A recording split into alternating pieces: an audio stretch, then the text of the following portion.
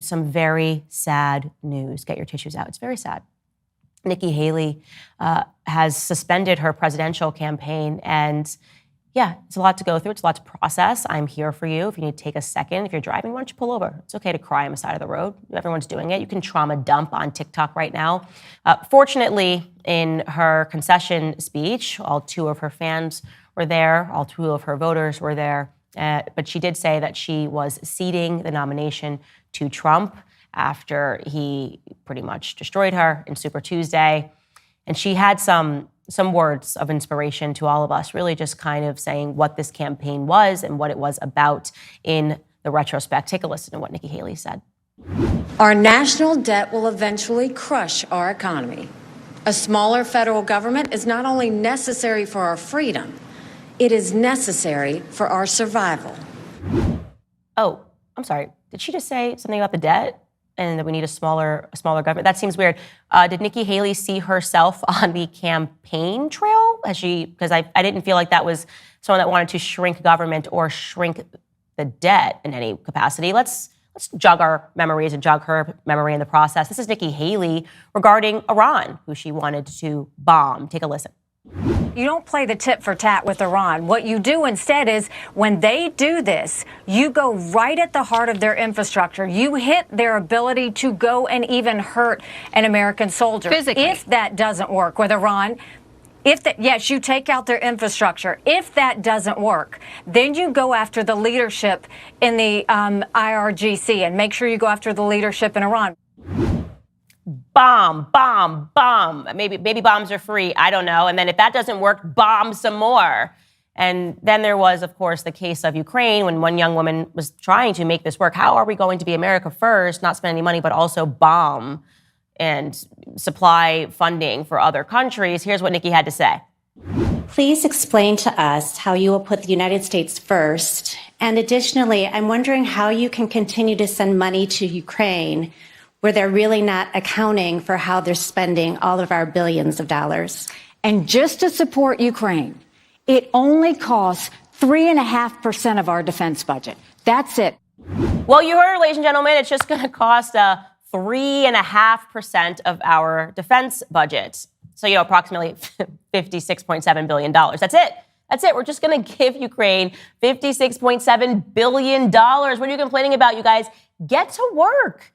And by the way, it wasn't just Ukraine, of course. There was more countries. It wasn't just Iran that needed to be bombed. It wasn't Ukraine that needed our money. It was also, of course, Israel. Here she is again. Take a listen. The one thing I'll say is America has to get this right. The world is on fire, and America has to get this right. The right thing to do is we were there for Ukraine because it's a pro-American, freedom-loving country that was invaded by a thug. And that thug has said that once he takes Ukraine, Poland and the Baltics are next. Those are NATO countries, and that's about war. We're about preventing war. So you've got Ukraine. Then you have Israel. And we see what's happening in the Middle East. We do both. If you leave Ukraine, then the next step is they're going to want to leave Israel. We already accepted defeat in Afghanistan. That was horrible, the way it happened. We cannot leave Ukraine. You can do both. And we should do both. It's the right thing to do. Now, some of you guys may be confused and trying to work through what she just said, so I will explain it to you very slowly, okay? In order to prevent war, you have to go to war.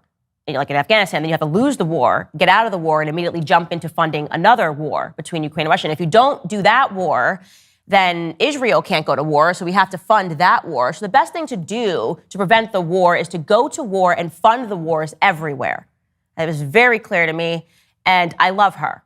I really love her. And by the way, when we're done bombing Iran in the war, we're going to bomb the head of Iran in some more war. And I don't think she was clear enough on Israel. So let's hear her again. Support Israel, whatever they need, whenever they need it, no questions asked. Netanyahu calls and he's just like, listen, I just need all of it. The defense budget is $3 trillion, and I'm going to need all the trillions. No questions asked. Netanyahu, what do you need? Honestly, what do you need? Do you need slaves? Because we will start exporting Americans to just build, and do whatever you need in Israel. No questions asked. And if you asked questions, then you don't really understand Nikki Haley at all, because she doesn't answer those questions. She just repeats stuff. And even when it doesn't make sense, at least she looks us in the face and tries to sell it to us anyways. And there will be never, ever, ever be a better clip that came out of this election. And this is why I am going to miss her, than when she described in a sensible way what can happen to you if you're on TikTok. Take a listen to Nikki Haley. We really do need to ban TikTok once and for all. And let me tell you why. For every 30 minutes that someone watches TikTok, every day, they become 17% more anti-Semitic, more pro-Hamas based on doing that. I'm so happy she shared that fact. Obviously, it must be true. Now, maybe you're a person and you're listening, you're like, I love Jewish people, I love my Jewish friends. Well, then you stay off TikTok, because if you jumped on TikTok for 3 hours, you would go from a person who loved your Jewish friends to Adolf Hitler in just a couple of hours. So you heard her, ladies and gentlemen.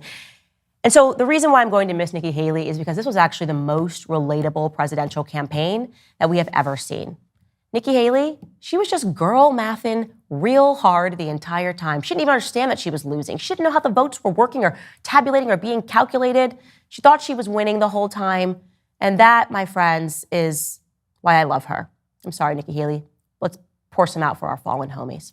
Hey guys, if you liked this video, you will definitely like the full episode even better. You can find it by clicking right here.